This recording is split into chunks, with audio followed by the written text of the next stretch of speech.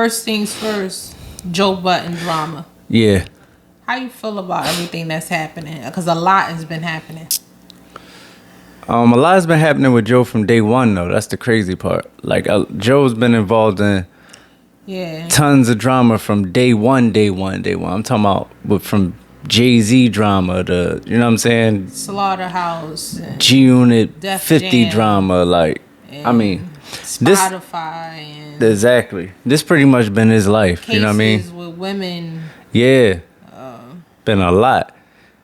Child fights support, with consequence. Family court. It's a million things that he went through and we watched him go through. So beefs with the game and consequence, you name it. Yeah.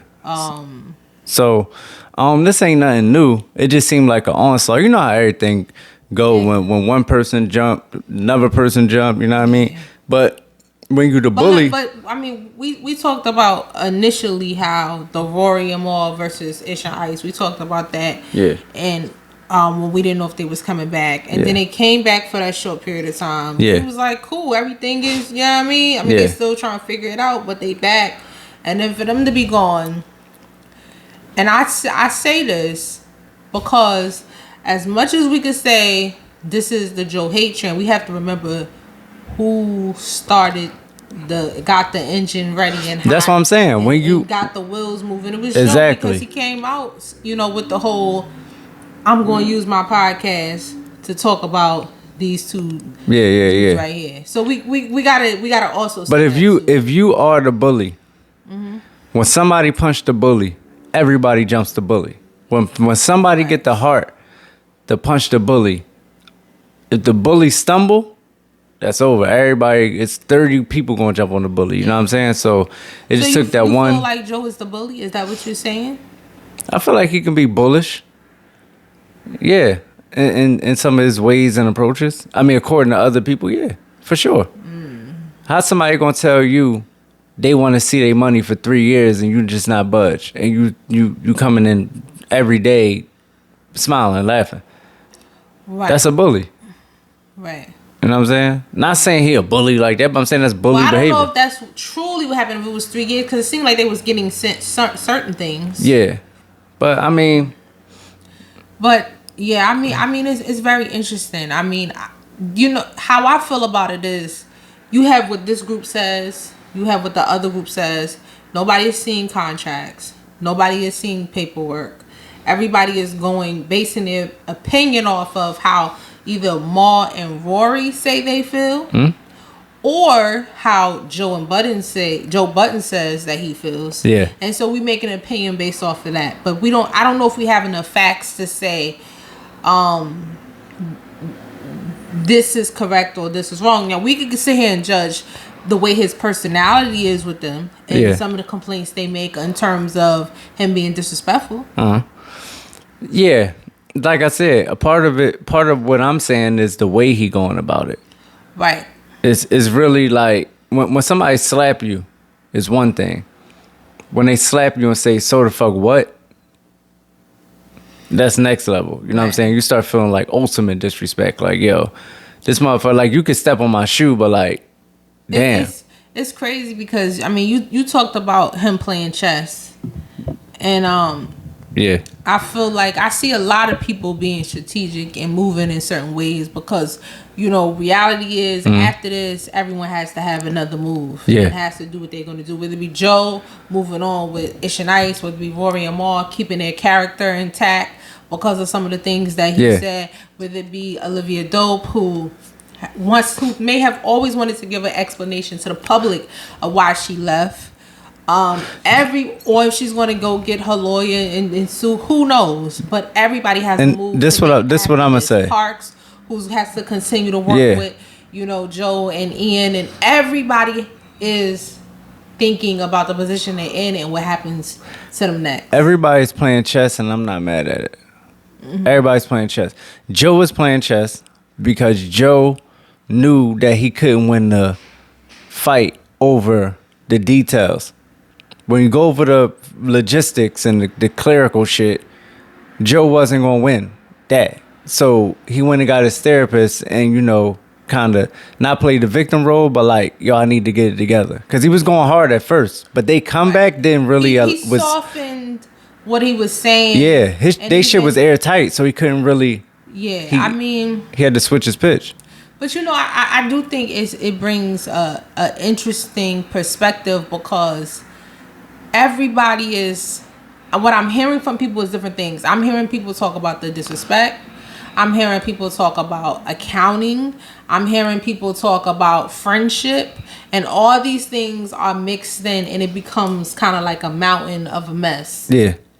And that's really what I think it is. I've already told you what I really felt like this is. I really have felt like the whole issue is a power struggle. Mm-hmm. And I said there's a lack of communication. Right. Because we could sit here and we could talk about accounting, and we could talk about respect, and we could talk about friendships. But at the end of the day, I personally feel like if there was communication where Joe would have said, yo, let's be honest. Let's have this hard discussion. And they really just said it. Yeah. Are they employees? Are they partners?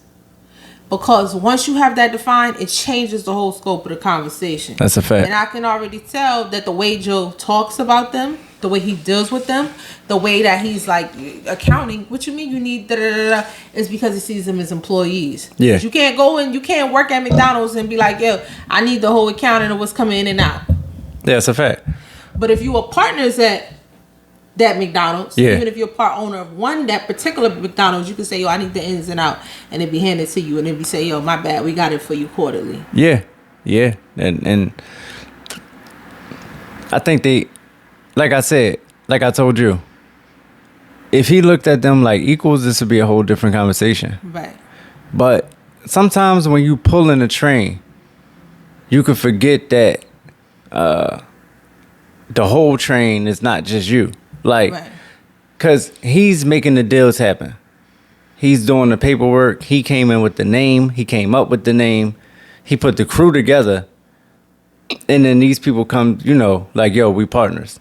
Like, that's cool, but in all actuality, I put in a lot more work for this.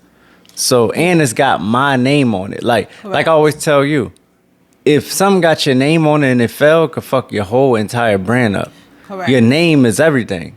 So you might not want to name something after yourself if you're not gonna have full control over it.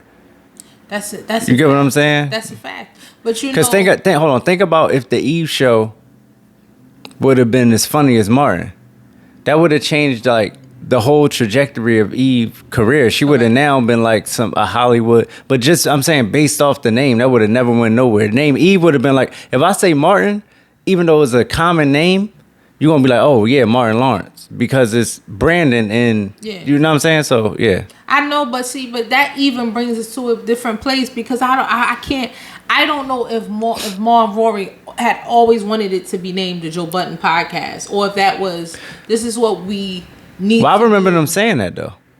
I remember, if I could be wrong, but I remember it was an episode early on where they were saying, yeah, they had to make me change the name to the Joe Budden Podcast. Joe Budden actually said he was against it. I don't know if any of them remember that, but I remember listening to the podcast, and he was saying Joe was against it. He brought it up, and then he was like, nah. And then it was like, nah, I think we should roll with that. Right. I mean, that's something you have to look back. I take your word, though. But I'm saying, period, like, whether it be your name or not, at the end of the day, when people feel like they have a partnership with you, then they have different expectations than when it's an employee. And I think there was a lack of communication. Get it clear. And it was that clarity is not there, and it creates all this. Because, for example, when Rory said, I was talking to Elliot Wilson and I was talking about a possible deal. Yeah. He was like, I don't see what was wrong with that. You see, if you're an employee and somebody feels like you work for them and this is their shit, they don't want you going to go talk to nobody on behalf of their shit to say, yo, this is... Yeah, you can't represent them because you're not even in on the corporate side of their business. Yeah. Like, I don't think he would have been mad if his manager talked to if Ian or whoever his manager is talked to Elliot Wilson, but he when wouldn't you have been. somebody that Rory May felt like, yo, we in this together. Yeah. This is our thing. Yeah. Then you feel comfortable taking a meeting and it coming up and you saying, yeah, it sounds good. Like we could talk about it with the guys, because you feel like this is something that is yours as well. Yeah. No, I get that. Yeah. So I think all those little things come up to that, because when we heard the Kevin Hart talk. Yeah, the Kevin Hart hate. Yeah. That was hate. And he said all that he said. And then one of the people that's on his podcast said, well, would you show us the documentation and stuff? Yeah. And he was just like, da. But at the end of the day, I don't know if that's true. Lying like a motherfucker. Kevin Hart is not about to show them niggas all the millions and millions and millions he making, and then just showing them whatever the fuck they make. You mean outside of the podcast? It's no way. In general, because they work on several things together, right? Yeah, I'm saying if they said the business, but that's what I'm saying. Kevin Hart don't do a million things. He got Kevin Hart got his sneakers, some endorsements, but I'm saying those people also work on other stuff with him. Yeah, but I'm saying if everything they was involved in, that's they asked. I'm saying that's what you're not talking about, just the podcast, because it just because everything. Yeah. So that's what I'm saying. Like, it's easy to say that you would, but a lot of people had a perspective of, yo, if you come working for me, you can't then go ask for all my accounting. Yeah. Like, either you tell me you have a problem with you getting paid, and we can talk about that. Yeah. But you're not gonna ask me for the entirety. Yeah. You know what I mean? But like you said, how the deal was structured, we wouldn't know what we were supposed to get if we don't know what's coming in. That's where the funny part is too, because and this is what I was saying before. I'm like, I had to put it together. So you got they're getting percentage base, which would make sense for them to know what the totality is. But then they're also getting payouts. So it seemed like in general, however that format is, they get a percentage. But when they started getting the deals, they were they were either taken, like I don't know if they asked for payouts or it was just, yo, this is what you're getting. So in that situation, if you're taking payouts, then you don't necessarily get, you know what I mean? Yeah. To have the whole discovery of everything. So that's where it all gets tricky. But one thing I can say I agree with you on with the whole bully, perspective. It was just handled wrong. The way to go public, the way to say that they're no longer on the show. I can't act like I don't get it though. When I saw it, I said I get it. Right. When you're frustrated about something for a while, it just come out like that. Yeah. And especially when you don't even have their perspectives, because I know when they all talk, I know how people talk. Men. Yeah. I know how men talk.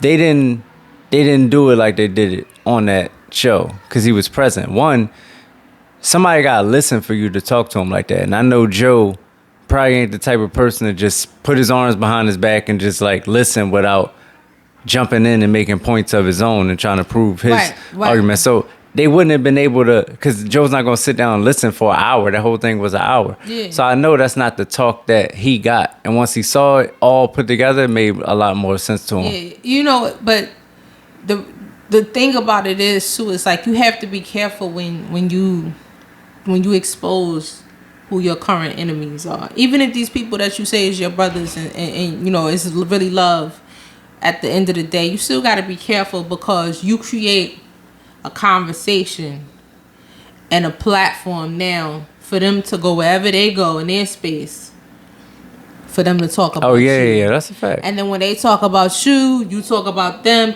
You got to be very careful. People you've done dirt together, that you've been around, that you've had friendships with, that you know for years. When those relationships end, you do it in the most amicable. What's the word? Amicable. It's 2 weeks in a row. It's 2 weeks in a row. I'm just going to stop using that word. No, it's all good. You have to do it in its just softest, coolest way. Yeah. But this person knows my shit and I know theirs. You really do, because you put yourself in a position now where y'all just embarrass and humiliate each other. I thought it was the funniest thing in the world when Maul was like, yo, I wasn't some nigga you met at 7-Eleven that was broke. Yeah. But you know what I mean? And Mal... That was hilarious. That was Mal hilarious. could have said things about him and it could have been back and forth. And that's why I say you got to give it to Mal's character. Yeah. But what side am I leaning on? Nobody's side. I just wish it would have got handled. That's what I'm saying. I could see both sides, so I'm not leaning really towards nobody's side because I could see how Joe, if he know what he giving him, and he not the type of person to, he taking his business like this and he holding it tight to him because you know he in a new position of power. I could see how he could have his perspective, and Right. from where Mal and Rory sit, I could see how they could have their perspective. So yeah, I'm not on either side. And either. what about now the Olivia Dope situation? It's just it's just up in the air. That whole situation, I would have to hear him talk about it. But I mean, you know, with all the timestamps and stuff like that, they say she came with receipts. So it seemed like, you know, it might be official. So we'll see, man. People take sexual harassment super serious. So that out of everything could affect him the most. Because now it's like some whole other, and you don't want, because you know they group everything together. You know what's about to happen. It's about to be, all them cases that he beat that was domestic cases, 1 or 2 cases, and they about to lump it all up. I mean, they've tried to have those come up several times throughout the years. Whenever there is a Joe Hate Train, those just pop up, and it's like, what about that? But you know, what it really is, because and I'll say this. I mean, I said it before. I don't believe that it's about is she's right, is she's wrong, is it more of her perspective, is it her outlook? You know, at the end of the day, this is someone that's saying, I felt uncomfortable. You made me feel uncomfortable. I wish I would have said something at the time. I didn't. But what you did is not the way somebody who is a leader in a space does. And he just has to recognize that that's what it is. Because you put yourself at a different place when you are somebody's boss and when you're somebody's leader. You put yourself in that position where you really have to be careful. Yeah, that's point blank.